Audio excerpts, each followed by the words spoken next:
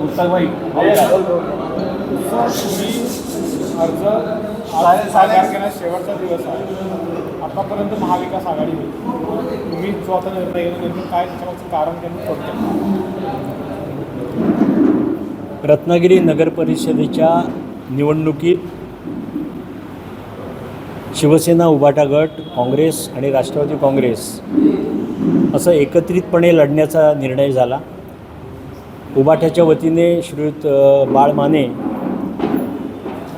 यांनी आमच्या समवेत सीटचं वाटप कसं व्हावं वगैरे याची चर्चा झाली आणि त्या चर्चेअंती सीट वाटप झालं.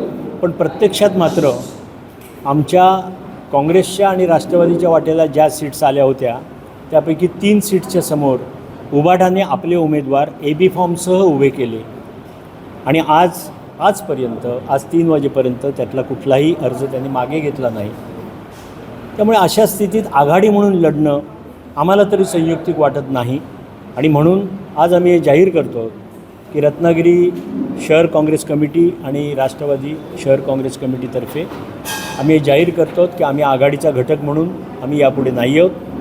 आम्ही काँग्रेस आणि राष्ट्रवादी म्हणून नगरपालिकेची निवडणूक लढवणार आहोत. सर, काय झालं, तुम्ही या संदर्भात संपर्क केलात का UBTच्या नेत्यांशी? पहिल्या दिवसापासून आमचा अतिशय चांगला संपर्क आहे. 17 तारखेला जेव्हा त्यांनी 3 हे आपले उमेदवार उभे केले तेव्हा आम्ही त्यांना विचारलं होतं, बाळमानेंना. तेव्हा त्यांनी अत्यंत विश्वासाने सांगितलं होतं की आम्ही 21 तारखेला हे 3 अर्ज मागे घेऊ. कार्यकर्त्यांच्या मर्जीसाठी म्हणून ते आम्ही भरलेले आहेत, पण आम्ही ते मागे घेऊ. परंतु तसं प्रत्यक्षात घडलं नाही.